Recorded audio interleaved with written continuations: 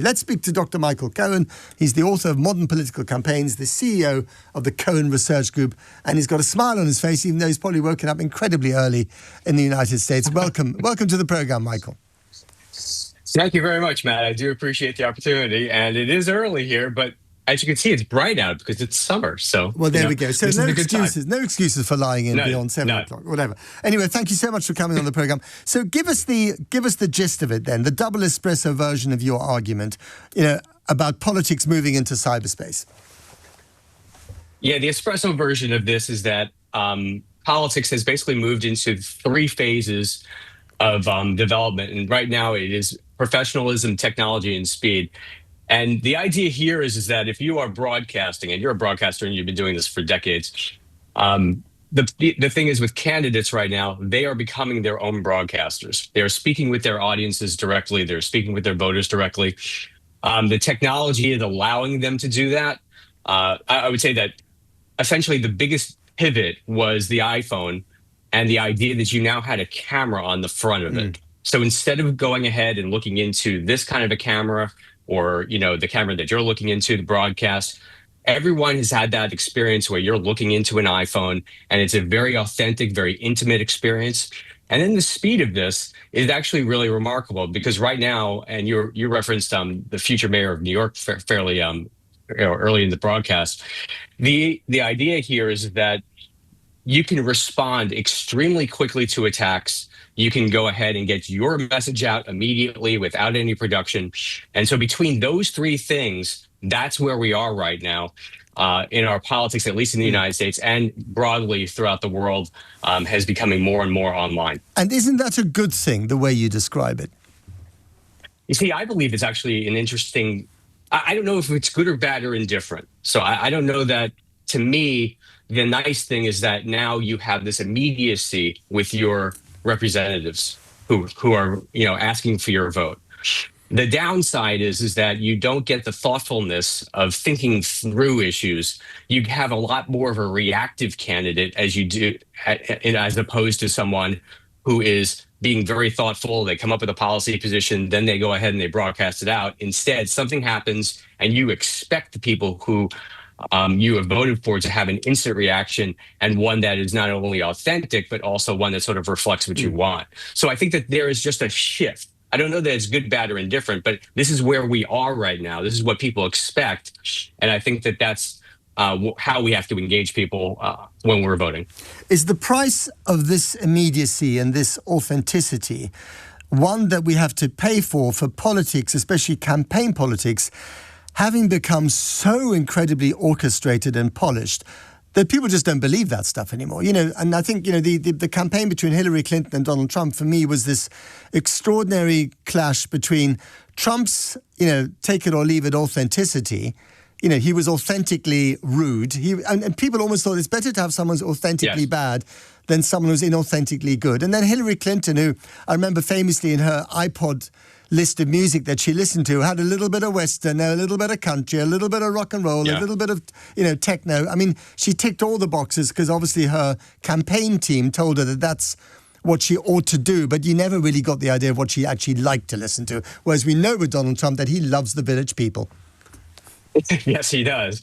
Yeah, he'll listen to that all the time. He'll listen to the Rolling Stones. He's basically, he became an adult essentially in the 70s and the 80s. So that's his music reference point. But to your point about Hillary Clinton, I think that there was an inauthenticity about her. There's an inauthenticity about Kamala Harris. There's an inauthenticity about a lot of the people that Donald Trump has gone up against. And for good, bad, or indifferent, you know who Donald Trump is. Donald Trump is the same person behind the camera as he is off camera. And so when you are looking at that, I think that in our situation where you have the convergence of technology and also the convergence of, we've had very polished presidents in this country, including President Obama. Usually what happens culturally in the United States, at least, is that you have a president and then we elect almost the diametrically opposite person. So for example, you have Obama, then you have Trump, then you have Biden, and now you have Trump again. And so, I think that there is sort of a relative schizophrenia on how we look and what we want at certain times. And I think that Trump has not only created this moment, but don't forget, he's also a person who, as an adult, became aware of, everyone became aware of him through television. So he understands what the camera is. He understands what works for him. And he also understands how people react to him if he acts a certain way on camera. I mean, I've been to more Trump rallies than should be allowed to for anyone who's not a massive MAGA supporter, and they're always entertaining. You feel, especially as a journalist, like one of the Christians in the Colosseum with the lines rounding on you, because once upon a time, he would point the finger at the press and say, that's the enemy, and then everyone would turn around and they would boo. And I never felt physically threatened, but it was slightly awkward, especially in a country that is normally very polite, to each other, on the whole, and also to foreign journalists especially. But I just wonder whether, Trump has got something that other politicians, even if they don't admit it, would love to have. And that is this ability to come up with a line that is just memorable, either because it's so awful or because it's so apt. Yes. Not only that, but he's also willing to be the butt of the joke. So, for example, during our campaign, there was this little moment where Kamala Harris was in an interview and had talked about working at McDonald's. Now, there was no record from McDonald's, and there's no pictures of her working for McDonald's. What happens the next day? Donald Trump shows up with an apron on at McDonald's, and he's serving up French fries, and it's just he doesn't mind doing that, and then hitting her and saying, well, I don't even know if she worked at McDonald's or anything like that, but I know I am, and it's fun, I just, the idea. But at the same time, he's also very thin-skinned, isn't he? I mean, if Caitlin Collins from CNN asked him a perfectly reasonable question the other day about Epstein, and he bit her head off, Well, he also understands, too, that not only now are we looking for authenticity, we're also looking for somebody who's willing to mix it up. And so that's the other part of the culture in the United States, which I think has changed a lot. It's happened through what reality TV is, even though it's fairly scripted. WWE, pro wrestling. I mean, he's really that kind of a person. So he understands that if you're in this political environment, you can't give an inch. Even if you don't have the answer, you have to give an answer. And so I think to a certain extent, he understands that, where, for example, Kamala Harris in the United States did not. There was an advertisement that you were talking earlier about, the spend on advertising. At the end of the campaign, for those who are not familiar, there was a trans ad against Kamala Harris, and they used her own words and stuff like that. Within the campaign for Kamala Harris, what did they do? They did the Hillary Clinton thing. They went and they polled, they did a lot of research. And what they found was they didn't have a really great answer. So they didn't answer. So this went on for a couple of weeks, and you saw that lead that she had evaporate completely. Whereas with Trump, he would have just woken up the next morning, and said something, and then totally shifted the conversation. So he understands not only what works for him, but also how the media works, that if you have to give them something to react to. And then if you're hit, you have to hit back immediately. You cannot wait. And it doesn't matter really what you say. The idea is that you're fighting back. And we're all guilty of that. Here we spent most of this program this morning talking in one shape or another about Donald Trump. And people say, well, you should judge him by his actions and not by his words. But his words are his actions. You can't really ignore them altogether, because they move markets and they change trade policy, and they might decide the future between war and peace in the Middle East or in Ukraine. Yes, no, absolutely. I think that people undervalue what he says. Usually what he does is he says what's on his mind. He doesn't poll test it. He's not lying to people.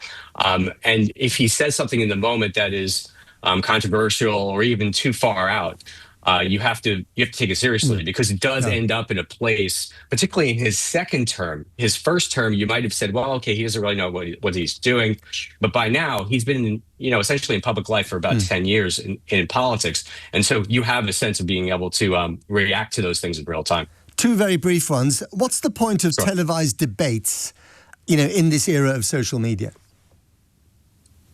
They're big events. From a campaigning standpoint, I've worked in politics for the past 30 years. What you're looking for those moments that Donald Trump is so good at, or frankly, Kamala Harris did very well in that debate versus Donald Trump.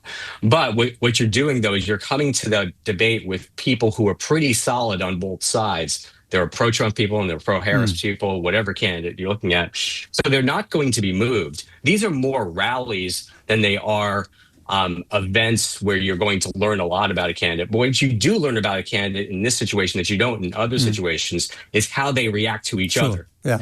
And how they react when they are pushed. And in 10 seconds, is it good to have social media like this because it gets young people involved in politics? Absolutely. Okay, How about that? That was quick. Good. Dr. Michael Cohen, thanks very much.